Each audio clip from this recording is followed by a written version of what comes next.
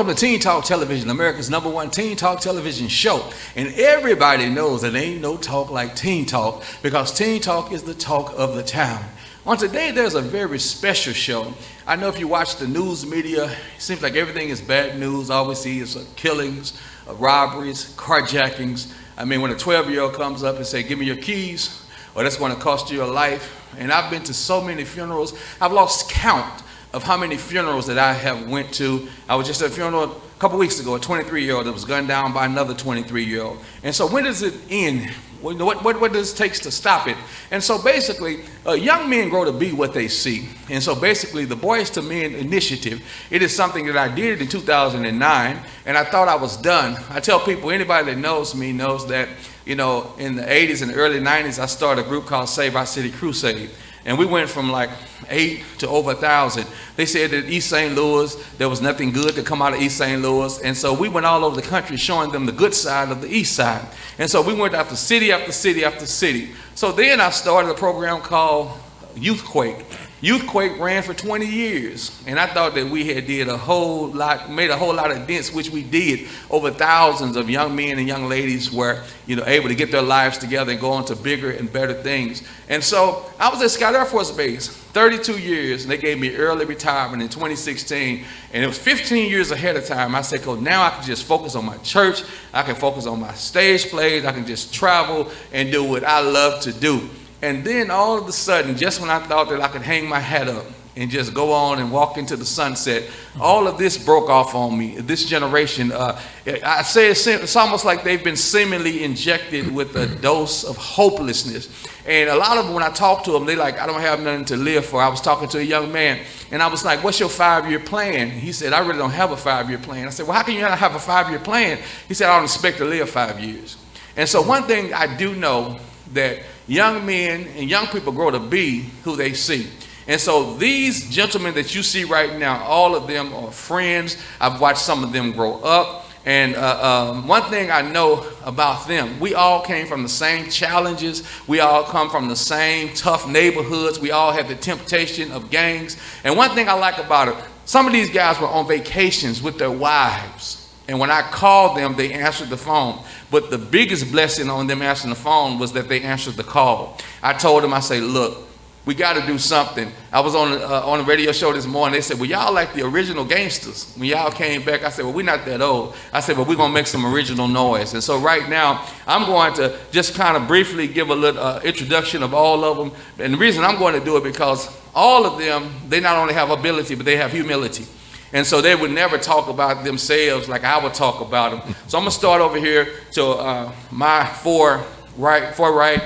And that right there is Lieutenant Elbert Jennings, an awesome young man. I knew him before he married his wife. I met his wife in Burlington. She was singing, and I heard this woman singing. And I said, what's your name? She said, my name is Tammy Austin. I said, you ever been on stage doing plays? She said, no, but I thought about it.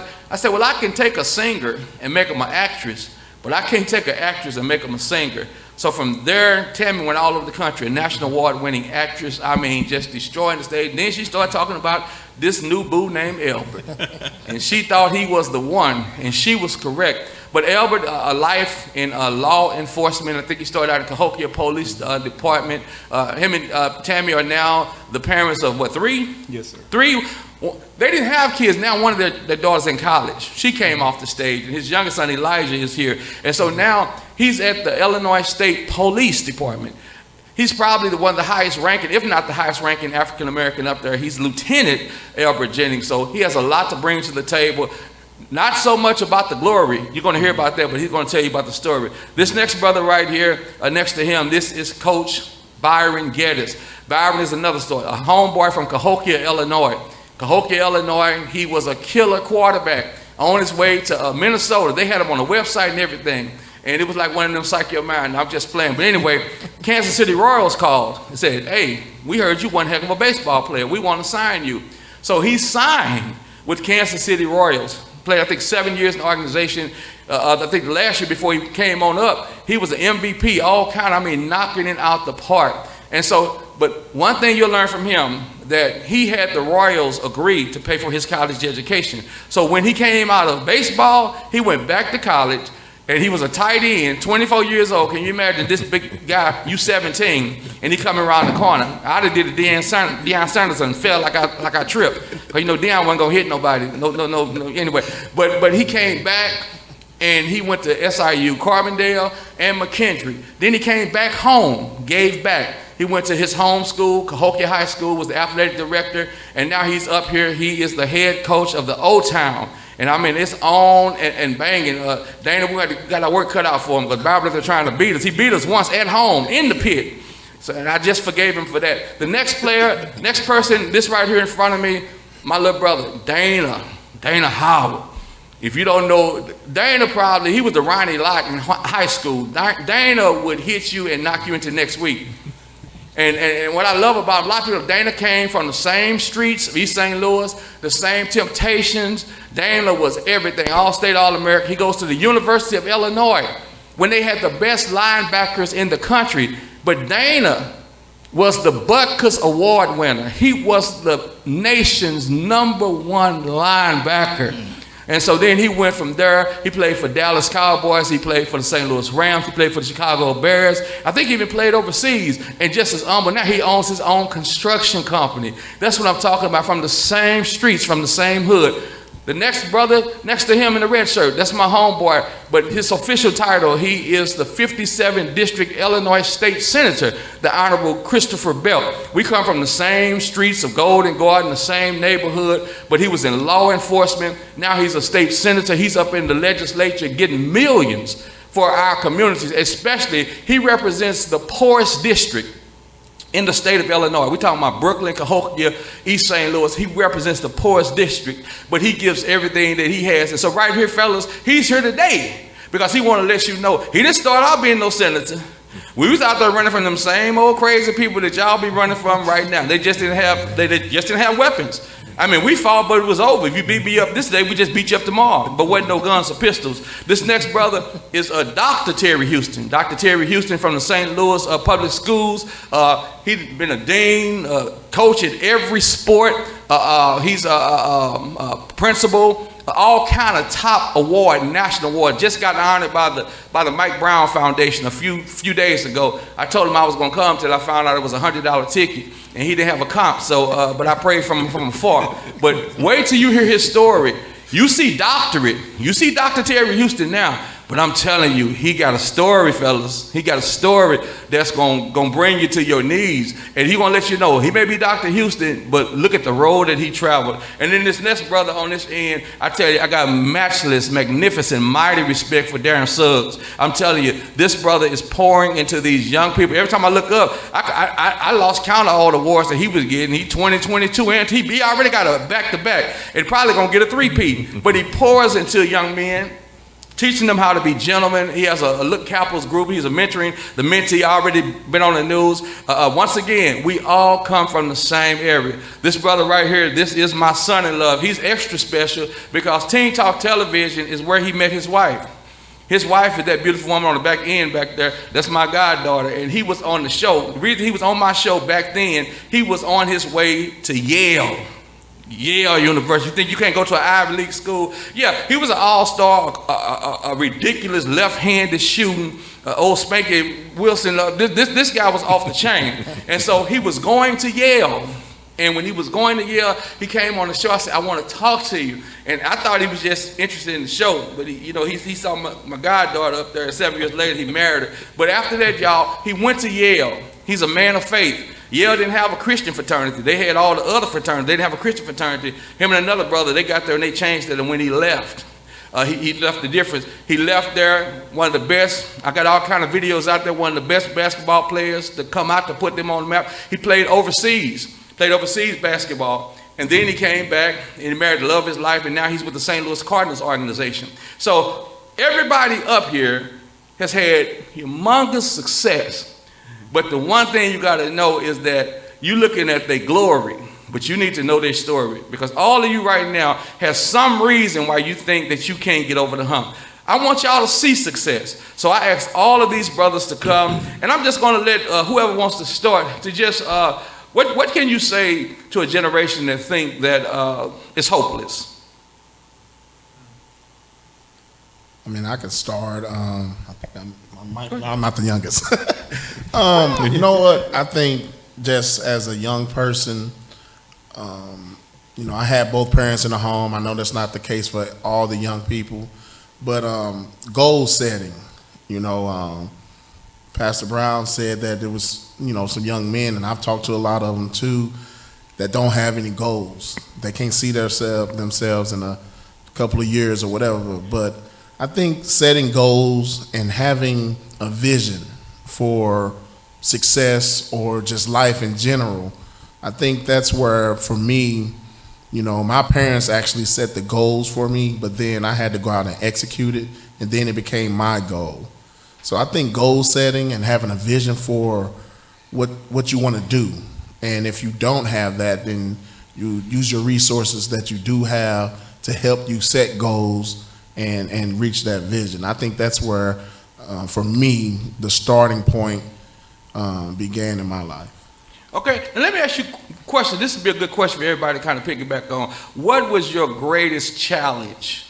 What was your greatest hump in going to the level where you shifted from the pollutants or the poisons to pursuing your potential and your positive possibility? What was your biggest challenge? Just one by one. We can start at down on Suggs and just come on, or y'all can just jump in. What was your greatest challenge? Because they need to know that you had challenges. It was games we had vice lords and disciples. Yeah. Well, growing up in the 80s, I come from a single parent household, 6 of us in one household, and my mother had a vision, and she had a plan for us. During that time, during the era time, we had many games, many things that's taking place. We had lacking funding in the community, but we had other programs that's taking place. We had a great football team. We have athletic programs and so on, but we managed to have positive men who spoke life into us so we can try to go into that type of direction. But my challenge was the community, but I also had a positive role model that was in the household. I looked up to my mentor that was in the household, was my brothers. They the one who kept me from looking the other way. They kept me on the straight and narrow path, but I also had a support system in the school system that always promoted athletics, academics, and so on. But those are my challenges, but I managed to matriculate by graduating and going on to college as well to earn those scholarships. Okay, Brother Houston. My challenge wasn't at the early age up until 12, because then we had the teenagers who did for me and us what the young people don't have today. I look at it like the video games are in the way. We're not in the neighborhoods where we care about one another. Yeah. As Pastor said, we sometimes become our biggest enemy because we're not with the right circle. I often tell kids, and I'm in the school system, I often tell kids, if you're in a circle and everybody in your circle is making D's, everybody in your circle is getting in trouble, wearing red, wearing blue because they're in the game, you're in the wrong circle. It comes a time that you have to make that decision that if I want to be something in life, then I'm going to have to exit and go and get in a group that's trying to do something or try to be something that I want to be. My story is not the best story that someone wants to come and stand before you and say, it's always been Dr. Houston, it's always been the good life. I grew up in a household where we consider poverty stricken, but my mother and my dad, they did the best that they could do. I remember going to the refrigerator, looking in it, nothing in it, walk away, come back 3 minutes like something is in it. Things didn't change, but it humbled me to the point that I knew that I wanted better in life when I got the opportunity, meaning I played sports. That sports elevated me all the way through high school to get a scholarship. That scholarship allowed me to get a job in the education arena. And then everything starts spearheading from there as far as the financial part. But being with the wrong group at that early age, and then I'm going to pass it, I'm going to come back, at that early age, getting introduced to drugs and alcohol, where it didn't hurt me then, but it came back years later to hurt me. And I'll expound upon that a little bit more because I need more time, but I want to respect the panel. Senator, For me, I come from a household. My mom and dad were together. They were married. I come from a two-parent household. I'm the youngest of 6, right? And so for me, it was just trying to navigate those treacherous waters of teenhood, right? Decision making. Life really is about 2 things. It's about the exposure, and then it's about the subsequent consequence. You touch a hot stove, that's the exposure. The consequence, it'll burn you, right? And so it doesn't matter, oftentimes it doesn't matter what goes on in your home. You could be raised and know the right things, but there's also the peer pressure that you got to deal with at the school level, right? And so it was, my mom, old folks, and I say that in a kind way, the old folks would tell you trouble is easy to get into, but hard to get out of. And so you really have to, for me, how I made it was finding a group of people who thought like I did, who pushed me to be better. I had my brothers. I got 4 brothers and 1 sister. Again, I'm the youngest, and they were all mentors. I got uncles and even Pastor Brown back here. You know, we grew up in the same neighborhood. He was the first pastor that I remember. We all went to the same church, and way before being a preacher was the it thing or cool thing and YouTube, he made going to church fun. We all look forward to going to church because this guy was here, right? He could play the piano. I had never met anybody who could play the piano. He was playing the piano. We played basketball. You would see him out in the net. So we had a tight-knit community, but you still had to exercise those making the right decisions. And so those are the things that I look for. And then finding a group of people who believed the same or saw things the same way I did, and really sticking close to that group would help me make it out. All right, and right before Dana come, I always tease Senator about, being Reverend Christopher Bell. I think after you heard him, but we really appreciate this. This is one of my favorite little brothers of all times. So this is Mr. Dana Howard, Illinois Football Hall of Fame, all of that, y'all. Bag of chips, extra dip. See? Well, for me, I mean, as a kid, it was more so, obviously you're going to have hurdles. Always had hurdles because sports, for me, just being around the guys who are more like you. So I think like my man said over here, it was one of those things that I just hung around people who were like me. Sports for me was everything. So I wanted to play sports, so I knew I had to stay out of trouble by playing sport, I had to stay out of trouble to play sports. So for me, that was the biggest thing. But as far as hurdles don't stop. I mean, I still have hurdles to this day in the business world.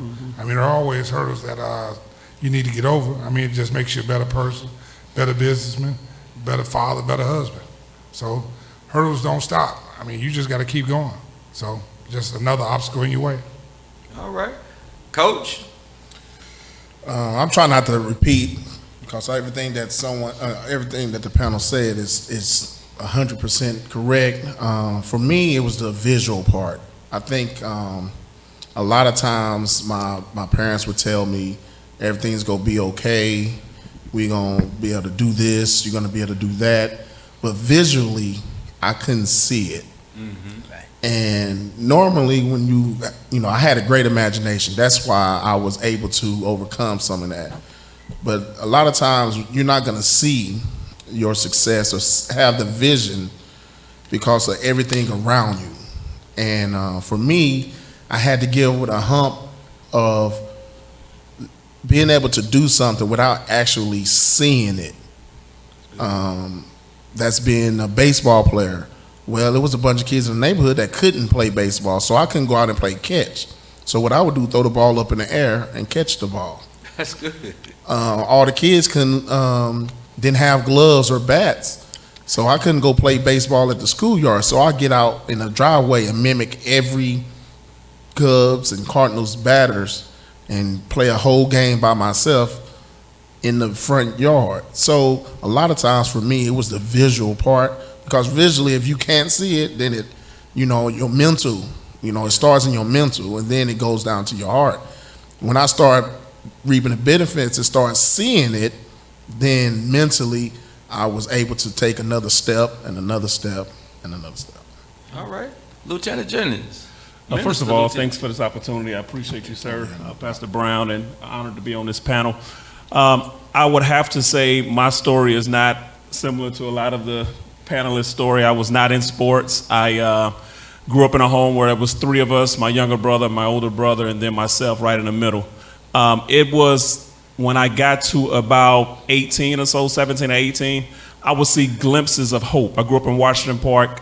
Some of you all may know what the community is, but glimpses of hope. Not a lot of hope, but glimpses of hope. And that's what really helped me, being able to see some positivity, but the majority was negative. But when I got to that 17 or 18 year age, I started to go to church and really started to expose myself to a Christian lifestyle. And that's what opened the door. Was God that opened the door. Was God that protected me all the way up till I was 17 or 18, that shielded me from a lot of things that I could have been exposed to, that could have definitely not allowed me to be in the career field that I am in now. So first of all, I acknowledge God for being where I am. Yeah. And then the other thing is being bold enough to be different. That's good. Yeah. It was the area I grew up in. I didn't go to Lansdowne was a school I probably should have went to, living in Washington Park. My parents sent me to Clark Middle School because that was the better school out of the middle schools. And so coming from Washington Park, going to Clark, from where the Gangster Disciples neighborhood, going to over where the Vice Lords neighborhood was at, I was still considered different, being bold enough to be different. And then when I got on into my career field, God blessed me to get hired with Cahokia Police Department. At the time, there were no minority officers. So once again, I'm the only black police officer, so I had to be different again. So I say to young people, don't be afraid to be different. It's okay to be different. Expose yourself to positive things. As the doctor was saying, if you're in a circle and you're the smartest one in that circle, this is how I receive what he said, you probably need to find a different circle to get into. That's good. So that others can pick you up and make you better, to get you stronger. So thank you, sir. Thank you. Next brother, I forgot to mention, right here at the church, he is the superintendent of Sunday school. He's the senior deacon. At 25 years of age, most time you go to church as a deacon, we got to be 70 to be considered. 25 years of age, but he's sharp. I mean, he not just have a yell mind, but he has a sharp, and he's very focused, his faith focused. So this is Javier doing. What's your comments on all this? Appreciate you, sir. Happy to be on the panel. You asked the biggest challenge growing up. I think for me, kind of piggybacking off the last comment, was, again, daring to be different. I like to put it a different way, being authentically you and being okay with that. When I was in high school, I did a lot of stuff that wasn't cool. You? Yeah. All right, Yeah. I went to class and I enjoyed learning. That's good. I went to church, like every Sunday. High school was when, like, are we being real or are we being fake? We're real. We're being real. Okay, so high school is when people like started smoking and like started drinking. I didn't smoke. I didn't drink. Mm-hmm. I was in bed by like 10:30 just because I got sleepy. Yeah. Right? Still. And so all of that stuff that I did wasn't quote unquote cool, but it got me to where these 4 letters are across my pullover. Mm-hmm. Right? And so as I think about those hurdles, man, it's tough when you feel like you're the only one, when you want to stand up for something and nobody else is standing with you. And so I think it's the mark of who you really are. Are you willing to stand by yourself? Uh-huh. Are you willing to stand on your principles and be who God created you to be? Because I promise you, if you do, on the other side of you standing up on that is your purpose. Yeah. And I got a couple things to echo on that. First of all, you got to know who you are. Dr. Carter G. Woodson wrote the book, The Miseducation of the Negro, and he was talking about, allowing other people to label you, because who you allow to label you, you're allowed to limit you. That's what Dr. Carter G., what WDV says, who you allow to define you, you allow to confine you. Dr. Carter G. Woodson was talking about this thing called self-definition leads to self-determination. So if you allow somebody to put you in that box, that you are limited. You have to learn to be authentic. Just think about it. The only way you remember a duplicate when you reference the original. Sister Bell would tell you, anybody went to high school with me, 40 years later, they would tell you, I remember him because he wore a three-piece suit, he had a briefcase, and boy, I've been preaching this, he could talk and all, the same person. I came through O'Fallon one time, I think one of the football players, Beckham, had got gold hair. I thought it was a gold paint sale. Every corner I went through, every little boy had a hair full of gold hair. So what makes you stand out? So now when you go to your class reunion, if all of y'all were the same, if all of y'all were looking the same, let me tell you something. When you are authentic, people want to be like you. Don't be the trend follower, be the trend setter, and you will make the difference. So I'm just glad that y'all pointed that out. I think the greatest tragedy in life is to live your whole life and never discover who you were meant to be. Yeah. If I was in church, I would think that would get an amen. The greatest tragedy in life is to live your whole life. Who are you? Let Beyonce be Beyonce. Let Lil Wayne, let all these guys be who they are. But when you leave, you want to live a legacy. You don't want to be like, that guy was just like Kobe. You may be better than Kobe. You may be better than LeBron. So don't be the next LeBron. Be the best person of you. Fellas, go and jump in and chime in on that. In a society now, I mean, we are flooded with social media, commercials, TV, just saying who you not supposed to be, who you are not.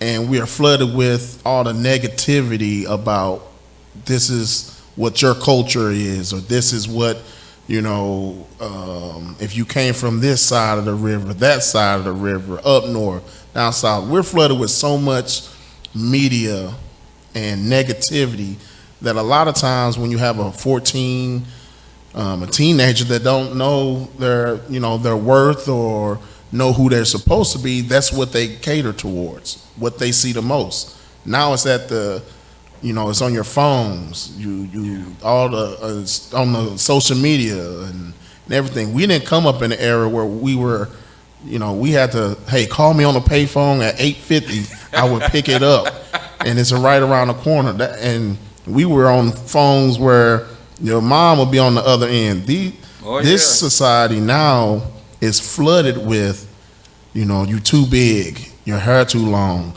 you can't get a job because of you got this, and it's telling us that we can't authentically be ourselves.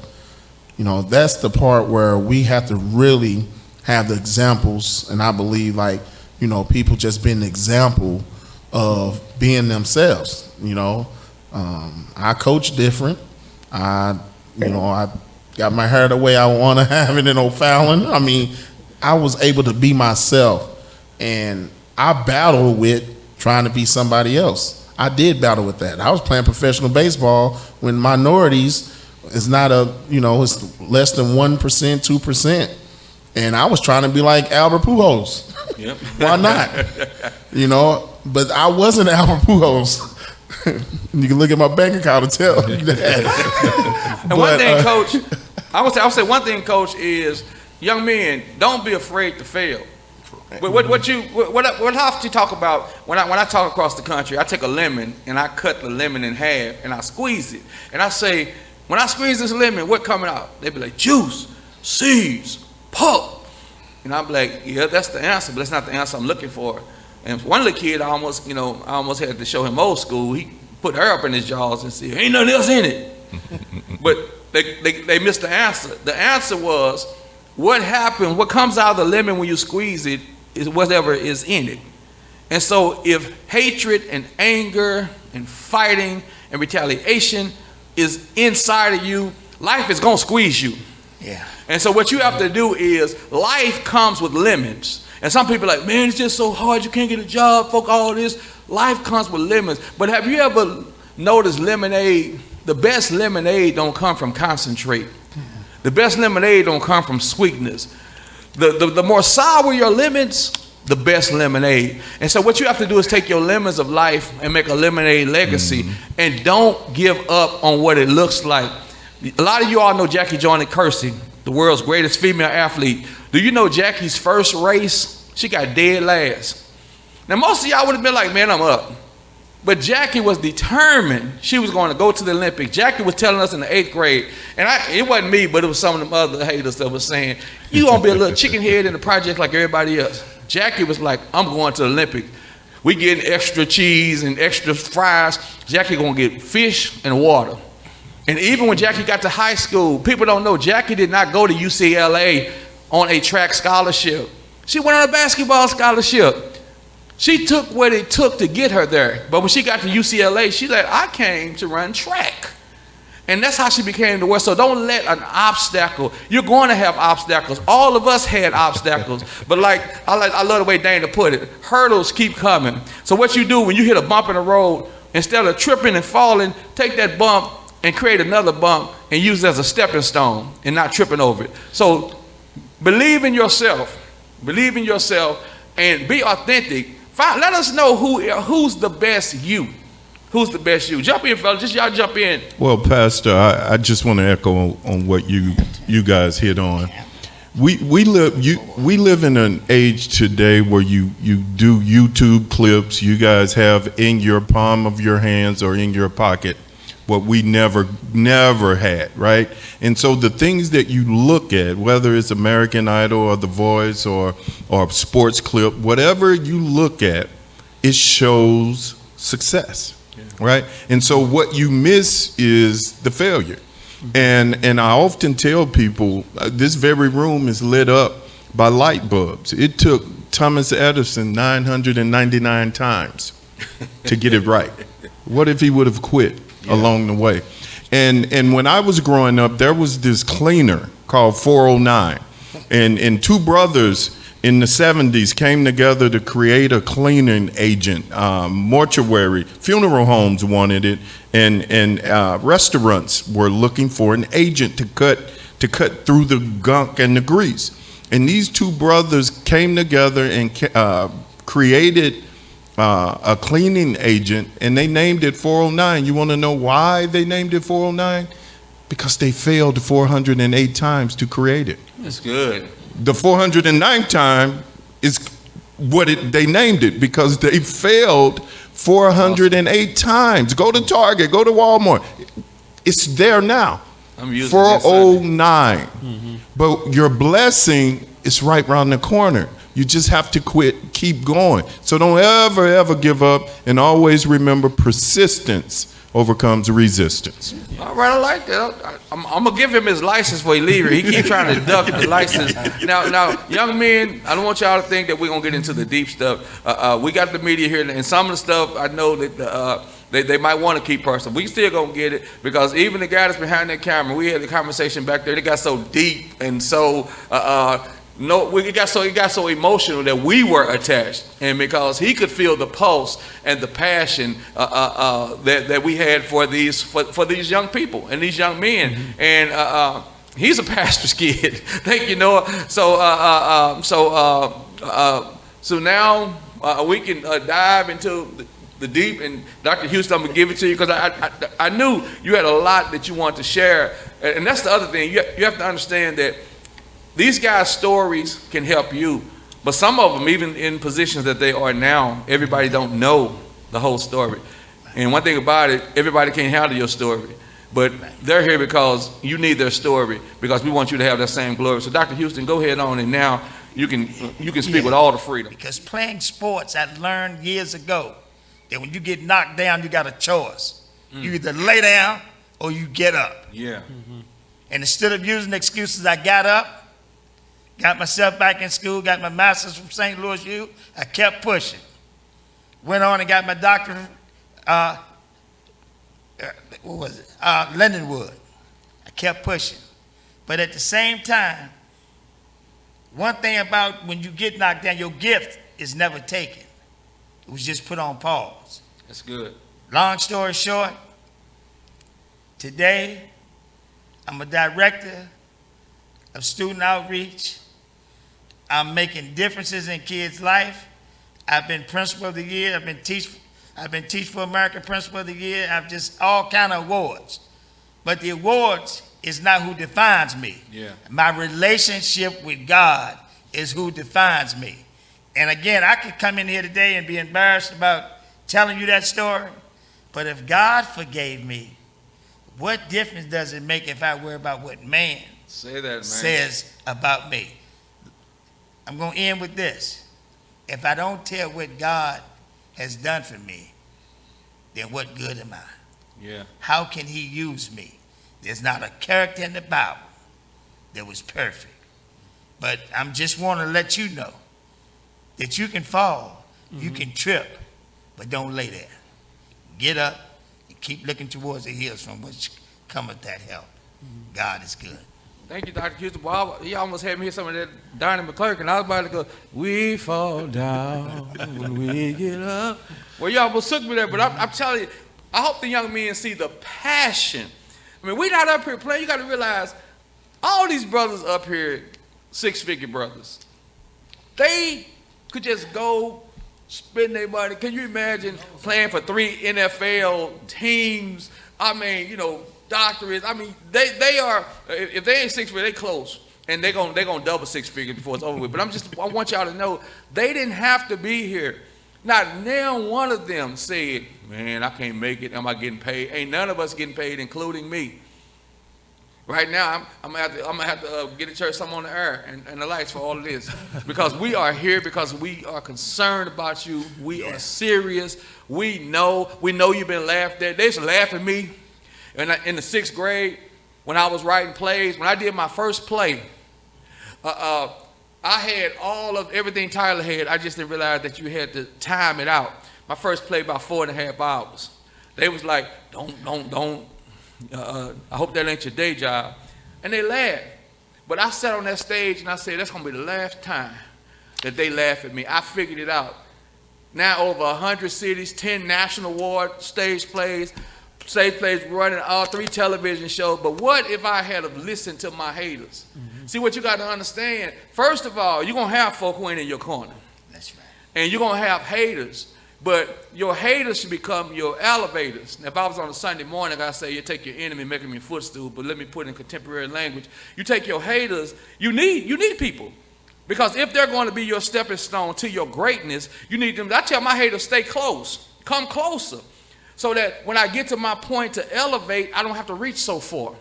So just know who you are. Be determined. Don't let nobody define you. You be the best you. And don't miss the main thing here. All of us, our faith was focused. All of us had a God relationship.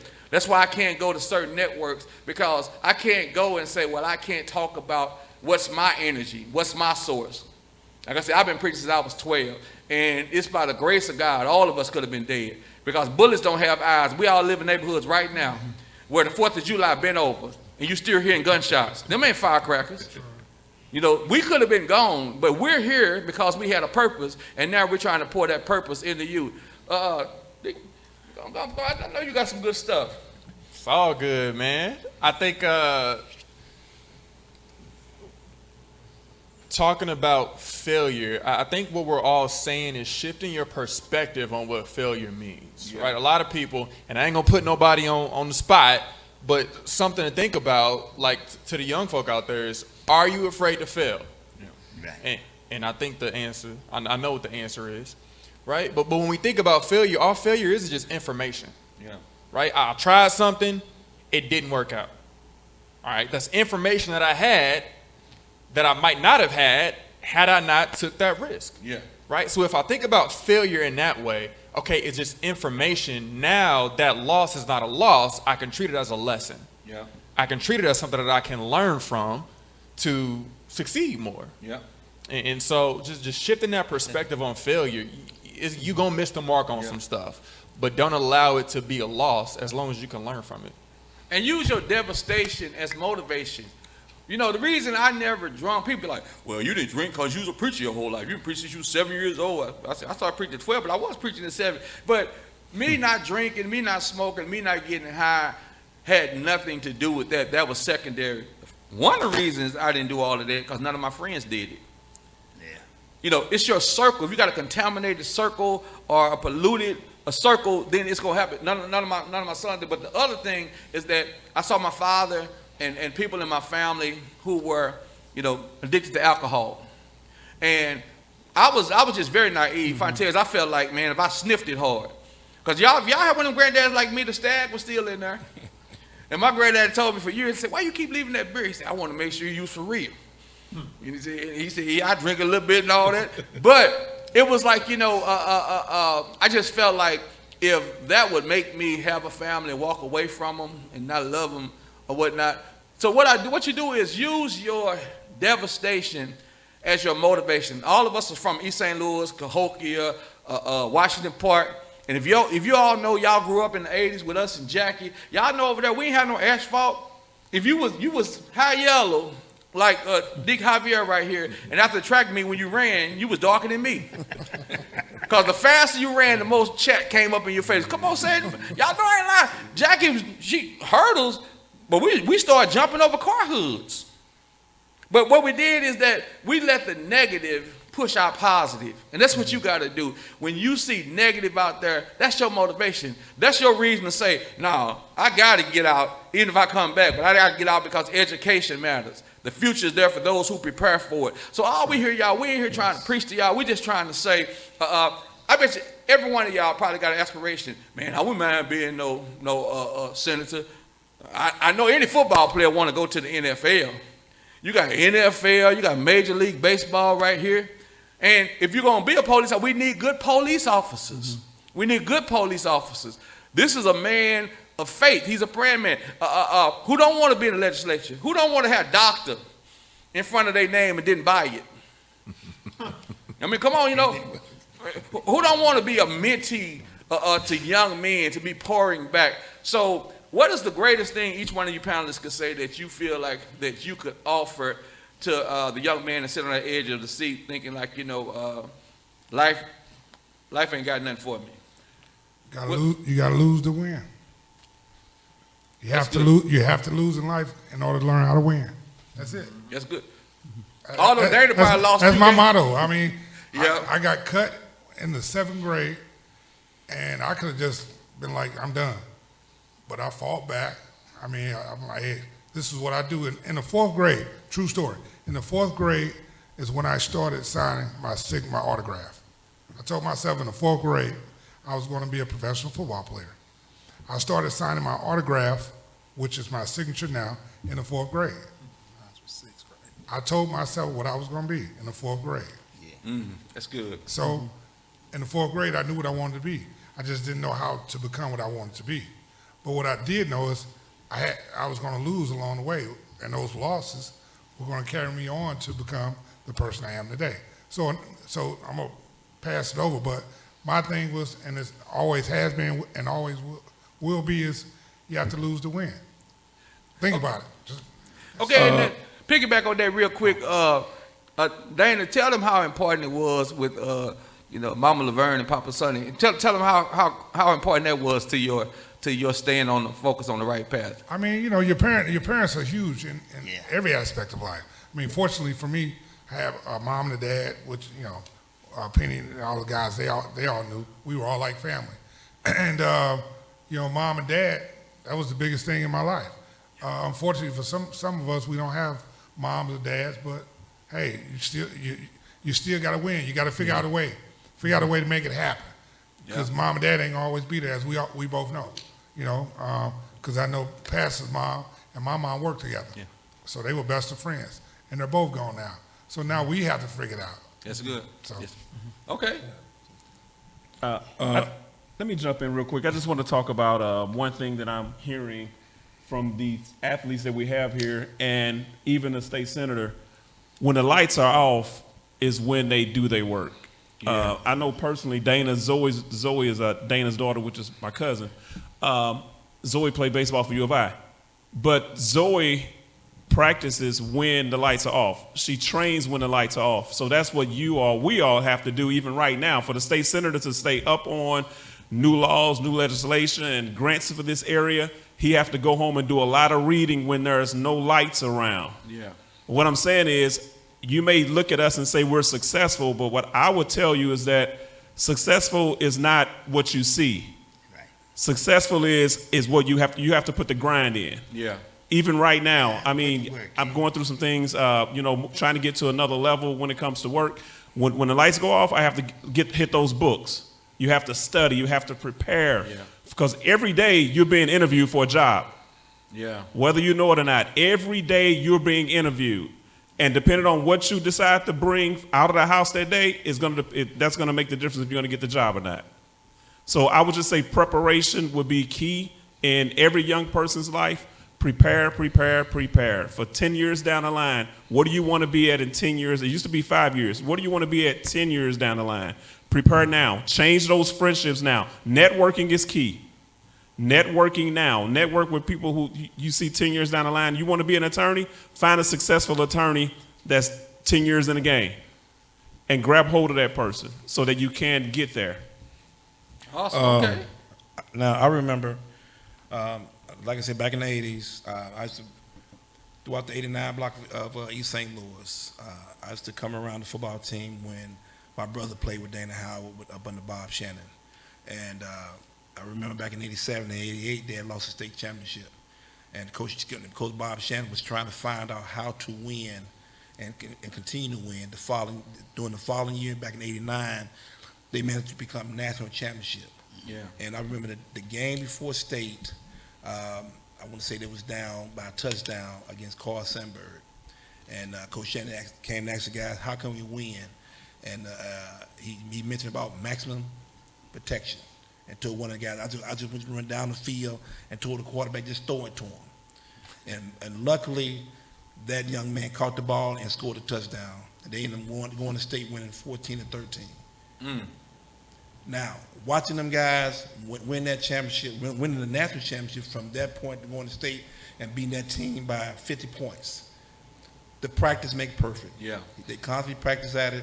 They made sure they cover all areas by making sure that every defense that was put on that practice field, they covered it. The offense they put on the field, they covered it.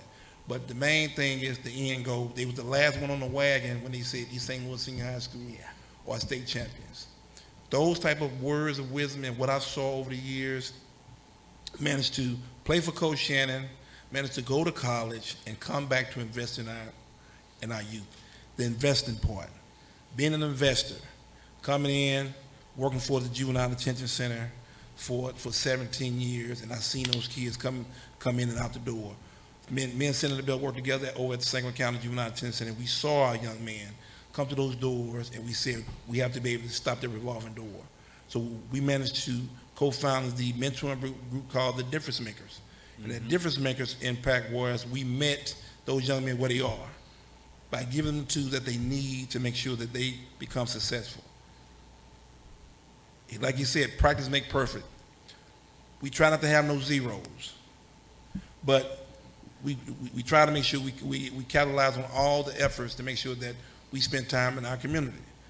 We are investors. The investment time, like you said, just like the lieutenant said, when the lights are off, That's right. you don't realize our phones ring Yeah.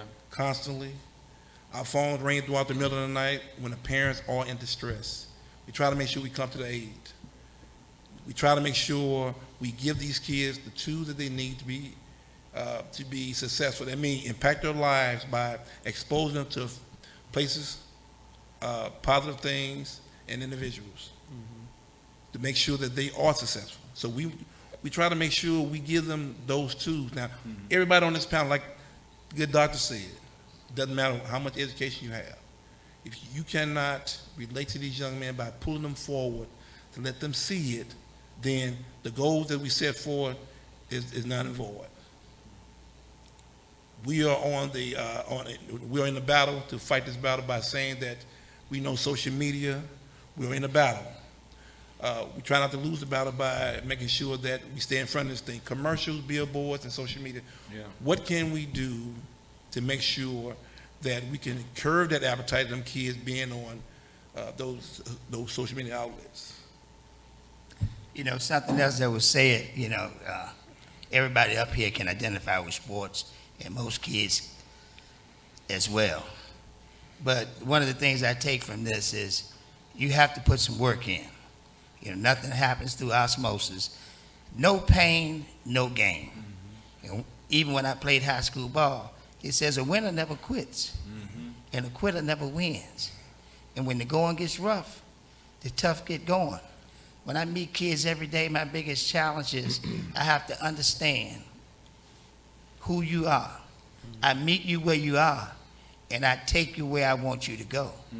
If I don't, I'll meet you where you are, and you'll take me where you want me to go. That's a good one. So I understand that when I'm dealing with kids, you don't care how much I know. You don't care nothing about no doctorate. You don't care nothing about no teacher. You don't care nothing about that. When it comes down to, you really want to know, do I care? And when you know that I care, I have a chance to make an impact in your life. See, in life, we're going to have some bumps. Everything is not going to be easy. But, and I'm going to say while we're in church, there's a God that sits high and swings low. That when you're making that effort, and you take that step, if he doesn't do it for you, he's going to put somebody in your life that's going to help you.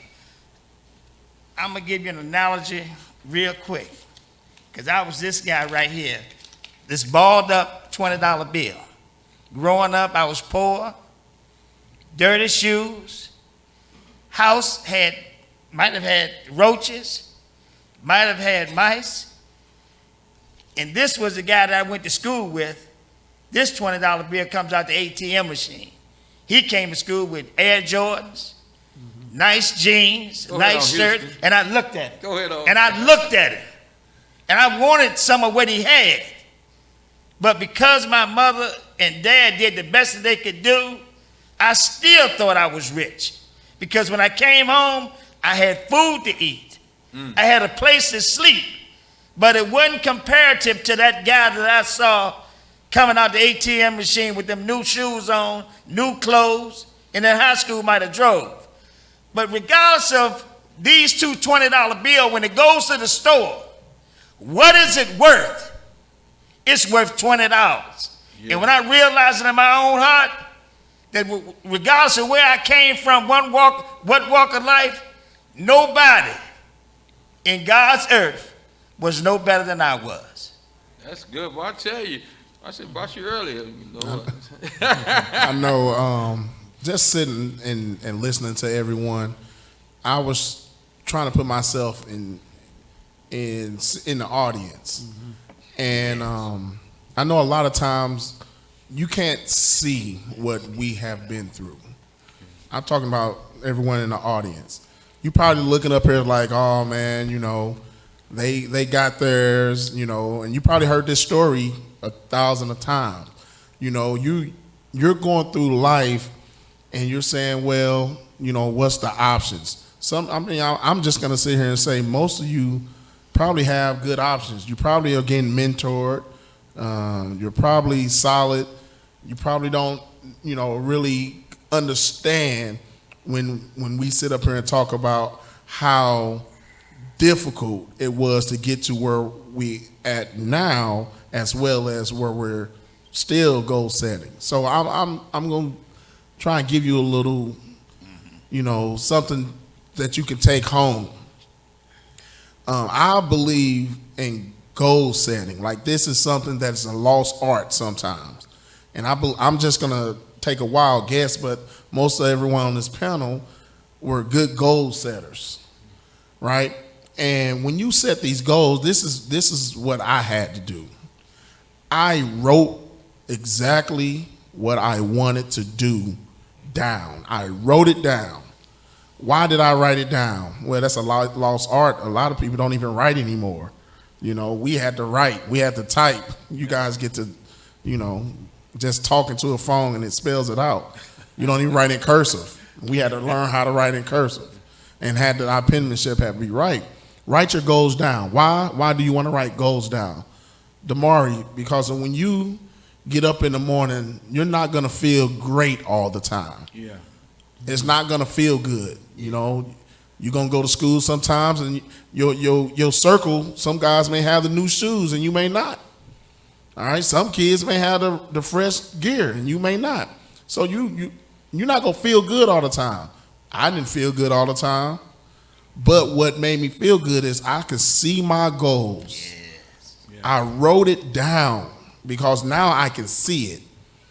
And I tell our players all the time, don't tell me you want to go play college football and you're not following your goals. Yeah. What I mean by that is it's a lot of things that come along with that. Yeah. But if you write it down, you can reference that every single time because mom and dad may not be there. But that goal is right there in front of you. Yeah, it's good. If you can sit there with your parents, your buddies, or your mentor, and come up with some solid goals, because everybody ain't go. We are part of the 1%, y'all, and y'all might not even understand that. You know, maybe it would take LeBron James to sit up here or somebody like that, where everybody like, whoa, he is part of the 1%. Yeah. Like we've in all our professions. There's not too many minority kids going to Yale. Yeah. It's not. That's right. That had to be a goal. Like, look, I'm going to Yale, and I don't care. I'm going to an Ivy League school. It had to be something in each and every one of us that says we are going to do this. And it was not easy. We in a society now, we think it's just popcorn is easy. No, it's not. And it still ain't easy for us now. Right. And we may make it look easy. That's right. But that's because over a lifelong thing, you guys are 11, 12, 14, 16, 17. Write it down so you can see it. Then start preparing for it. Real quick, when I was in professional baseball, who was it? Coach told me, don't get to the big leagues and start preparing to be a big leaguer, right? Soon as you walk into the rookie ball, start preparing like you are Barry Bonds. Start preparing like, if Barry Bonds is taking 1,000 swings every day, you might not know who Barry Bonds is. He's one of the best players to ever play the game, all right?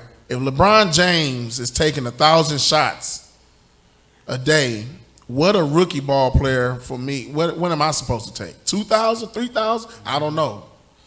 But mentally, I had to prepare so when I did make it to that level, it would be already. You got to start preparing now for what you want to do. And if you don't know what you want to do, you use your resources. All right? Talk to somebody. Yeah. Write it down so you can visually see it, and then you can work off of that. Because everybody's not going to play football. Everybody's not going to be a lieutenant. I mean, everybody's not going to go to Yale. But you got your own lane. Yeah, that's good. And grow and work in that own lane. You can do that. Success comes in many areas, many colors, different things. We was just determined to be successful. Yeah. Same as you. You got to be determined. And we'll break down how you be determined. You can listen to our stories because it's the same story. Yeah. You could go on YouTube and hear Ray Lewis talk about his story. Yeah. You go on YouTube and hear Allen Iverson talk about practice. We talking about practice. I mean, you can hear all these stories, and it's the same thing, but it did not stop them. Yeah. You got so many examples that you can use. Pick one and go with it. And everybody's not always going to be. I know it's not a lot of athletes in here. So those are ways you set yourself up for success. And trust me, 3 out of 10 in baseball is a Hall of Famer. That means they failed 7 times. That's good. But they 300. So let me expand as well too. If you look at all of us up here, one of the takeaways would be for me is to get your mind right, Yes. right? In life doesn't owe you a thing. Yeah. Life isn't good. Life isn't bad. Life is what you make it. Yeah. Right? And we most of us grew up knowing how to play spades. Most of us bid whiz. Maybe all of us have played Uno. And if you live long enough, life will throw you some cuts. Mm-hmm. Life is gonna give you several skips and reverses. Yeah. Life will give you some draw twos and draw fours. And just when you think you've won the game and called Uno. It'll change your blue to yellow. Hope you understood what I mean. You got to get mentally prepared for whatever it is you want, right? That's where the game is played. You know, your dedication, your motivation starts right here. And it's not a matter of if, it's when you're going to have your Job moment. Yeah. It's when you're going to get hit in the gut. And you got to bounce back from that. Right? That's what this life is all about. Yeah. Right? And so start preparing yourself for the challenge ahead. Nothing is easy. And if you get your mind right, you will understand that life doesn't owe you anything, so you will pivot from victimhood to survivorhood. Yeah. And there's a big challenge, there's a big momentum swing in that. There's a pivot in that. I stand before you today, I had a kidney transplant in 2010. I was in a house fire in 1996. Yeah, I bear the scars of it right now. I lost my mom in 2018 to dementia. I lost 2 brothers. Yeah. But you keep going, right? And so don't ever fall or let life lure you into thinking that it's going to be A-okay. That is easy. Dana mentioned earlier, we face hurdles every single day. If Geddes doesn't win, he may get fired. You know? I mean, any given time, the same people who cheer me will jeer me. Yeah. The same people who revere me will revile me based on what laws I push forward Let's say that, sir. or laws I don't push. And they're the same people who like me today, they'll hate me tomorrow. Yeah. Know who you are and get mentally prepared for what life is. I got 2 things before we close. As I say on television, I have to say the clock on the wall has said it after all. This has been a phenomenal panel. And Senator Belt, I wanted you to expound. Senator Belt's father was a double amputee. Yep. I grew up, his father was a deacon. I grew up. His father, my whole lifetime, never had arms. And his father can do anything that we can do better. And I mean, he will embarrass you. He go past the house, he be spinning the truck and stuff. I mean, but it was just his inspiration. But I looked up to your dad, go back and talk to him. I never ever heard him complain.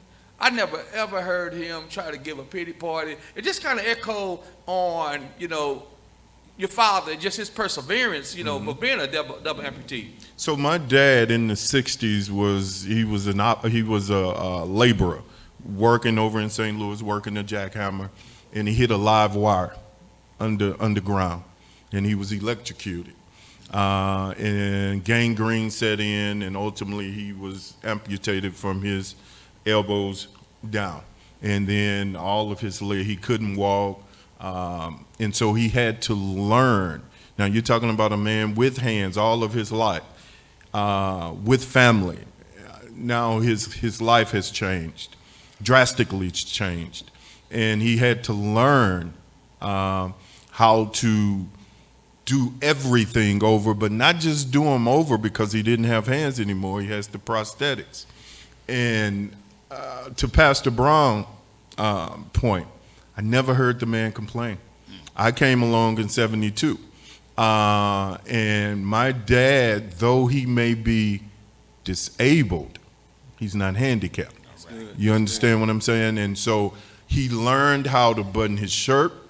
He learned how to operate heavy machinery. My dad operated tractors. He's an operator. He retired an operating engineer. So when he had hands, he was a laborer. When he lost his hands, he became an operator engineer. Yeah. He owned his own construction company. From that, all my brothers are operating engineers or plumbers or laborers, right? And out of that mentality, my dad, again, doesn't have hands, but he would go in the backyard and play catch with us, right? He would barbecue, right? And so I got in my mind, and my mom had this mantra, no excuses, make it happen. Now, if he can do all that, Yeah, that's my point. well, Yes. what use have I got not to do what I can do, right? And again, it starts here. He's easy like Sunday morning. He laughs all the time. He smiles, and he never ever complains. I love it. I'm gonna have you close out, but I was gonna say the same thing. He's smiling. I go by, he waving. He encouraging other people, and you would never know because there's nothing that he believes that he can do. So I'm gonna let Javier Duran to have the last final before. But I want to say first of all, thank you to the panels. I really want to say thank you all to all of the Faith House members who jumped in. This was massive, y'all. This was massive because we had our services on this morning, and a lot of things that happened jumped in at the last minute. And all of these people have been here since 7, 8 o'clock this morning, and they just jumped in. And so if I had $1 million, I would give all of you 100,000. The key word is had, that active verb, if I had. But it's just a thought that matters. But I just want to thank every photographer, the videographer, Penny's back there running the cameras, make sure that we're going out on multiple platforms. This will come out later. I did not want it live because I knew that we might have some sensitive information that we didn't want. That's why we were kind of delaying, because Channel 4 was in the room, and I had specifically asked them to interview me in the back, which they did, so I thought he was going to leave, and he said, I'm so excited about what you said about this. I want to just come in for a few minutes. Well, a few minutes to 5 minutes, 10 minutes, 15 minutes. But he had the same passion. And he said, I know I'm a white boy. I said, no, that's about color. I said, we got young men, Latino, black, white, and I want to close with that. One thing we need to do is stop the fragmentation. You know, it's like right now, Coach Byron is up here in O'Fallon. We got East St. Louis, we got Centerville, we got Cahokia, we got Washington Park, we got St. Louis. They're all our sons. Yes. They're all our daughters. And so, yeah, you know, we go. One thing I used to love about when East Side and Lincoln used to play, they and them would knock the life out of each other. And after that, they up in McDonald's, like, you know, they were brothers. Because most of the time it was brothers playing against brothers. So when we're in battle, we in battle. But we come out, we all on the same team. We all rocking the same, the soldier society. It's all about, so we lose one of them, we lose all. Don't be crazy. I got to go, but don't be crazy. There was a guy on the plane, real short story. Y'all know a preacher, I always got a story. But he was on the flight, and the captain said, we got trouble on the engine. And she woke up her husband. She said, baby, the captain say we got trouble on the right side of the engine. And he said, well, we good. We on the left side. Not realizing if the left side go down, somebody gonna catch that. Come on, just keep on. If the left side go down, the right side will go down. So we gotta save the whole plane by saving the whole engine and saving everybody. So it's about all of our kids. And one thing that I really have heartburn about, well, you know, we don't like them. They on the other side of the 89 blocks. They still connect. And most of our kids are in the different areas. We all come from the same, as grandmama say, the same bridal patch. So these are all of our sons. We don't want to lose one son. We don't want to lose one daughter. We don't want to lose one child. And the only way we can do it, y'all, we need y'all. We need y'all young fellas that's out there looking at us right now and say, hey, I'm going to be the one that stand up in O'Fallon, Belleville East, Belleville West, Cahokia, Altalk, Collinsville. I'm going to be the one to say, no, we're going to make a difference. We're going to be positive. You cannot let the negative take over the positive. If all of y'all say, I'm standing for what I stand for, then let me tell you something. You're going to have positive standing behind you. But if you give in to the negative, what you're going to be. We've got about 4 minutes. I'm going to give you 3.5, and then I'm out. All I need is 1 minute. Appreciate you, Pastor, and honor to close this thing out. 3 things. I just want to shout out my wife back there taking pictures. Girl, you look so good. You're so fine. I love you. Last 2 things are what I call my cheat codes to life. The first one is go with God in your journey of life. Like the younger you can get that in you, the better off you're going to be in the long run. I promise you, it's part of my story. I'm sure it's part of these gentlemen's story. Like, the younger you are that you decide to make that choice to live for God, I promise you it'll be the best decision you've ever made. It'll save you from heartache, mistakes, losses that other folk didn't experience. You just seem to bypass just because you've made that choice. Second thing I'll say is that if you want to go fast, go alone. if you want to go far, go together. We talk about like being your authentic self and being grounded in who you are. That's tough. It's so much better when you can find somebody else that you can confide in, when you can organize your circle in a way where everybody is going after the same goals, where everybody is pushing and encouraging each other. And so be intentional about your circle. Be intentional about who you call your friends. Because birds of a flock, what is it? What am I trying to say? Birds of a feather flock together. We're looking at your wife and keep your She's just so fine. She's so fine, right? But no, watch your circle, and I promise you, the better your circle is, the better you're gonna be as well. Well, thank you, Minty, Darren Suggs. Now, one thing I want y'all to do, like Darren, you already heard how Dr. Houston's story. So your young organization over there, you know, it gets much deeper. So I want to make sure that everybody changes. Thank you, Dr. Houston. Thank you, my homeboy. But I tell him, he homeboy at home, but he is the Honorable Senator Christopher Belt from the 57th District of the Illinois State Senate, our legislature. And I tell you, he's out there fighting. He's probably done more than most senators in any state, and I'm not just saying that, but I've watched him, and he's cut from, I know his family, so I know about Dana. Like I said, me and Dana, we go way back. Our families, our parents and stuff. Dana was everybody's favorite. We like Jeff too, but Dana was the favorite. Dana was everybody's favorite. I hope Jeff's not watching, you know. Coach, you know, we got a bond. Coach is going to do a once a month show, Teen Talk Television. Teen Talk Television is going to be in O'Fallon a whole lot, and Coach is going to do once a month. And then over here, Lieutenant Elbert Jennings, but he's also Elder Elbert Jennings. He talked about his life with Christ. His wife is the same one. She's a gospel recording artist. I mean, his kids are everything, but they've always had an excellent role model. Thank you to my son in love. Next time I'm going to have to have some blindness on him. Whenever he sees his wife, y'all, he kind of gets, you know. I knew we got to cut the show real short, you know. They just celebrated their 5th anniversary. So once again, the clock on the wall has says after all, this is Pastor Willie D. Brown, Teen Talk Television, America's #1 Teen Talk television show. And everybody knows there ain't no talk like Teen Talk. Yes, there is a generation. It seems like they're on life support, but we're here not to give up on the generation, but to provide their resuscitation. We're going to be the ones to stand back and say, clear until they raise up. We want you to maximize your potential, your positive, your possibility, all of that. We want you to get everything that has. We want you to be authentic. We want you to be genuine. We want you to be the real deal. We want you to be making a difference. We want you to be the ones that when we're sitting up there needing somebody to push our wheelchairs, that you all will be the ones, and we'll be watching y'all with the panel, and you all will be on the next generation. I'm going to say what I say to everybody. I've had young people from some of the worst lifestyles, some of them are doctors, lawyers. One of my young ladies, I think she's the assistant dean at UCLA, and they always say, you know, what can I do for you? I don't want you to pay me anything. All I want you to do is to give back. The greatest gift is the gift of giving back. So once again, y'all, Teen Talk Television, thank you to our producer back there running the cameras, Claudia Penny Brown. Thank you to our photographer, Mr. Herbert. Thank you, Lady Catherine. Thank you to Nanette. Everybody that made this happen. It took a lot of work. Thank you, Dick. It took a lot of work. Thank y'all for believing in Teen Talk. This is the first of many conversations. Afterwards, young men, I'm going to give you all, I want to get your names and your numbers because I want to do a show with you guys. And I was going to do it today, but I know y'all probably a little tired and stuff. Or some of y'all looking like me, you ain't 8. But I want to get your numbers because I want to do a show where you are the featured panel, and then we are listening to you.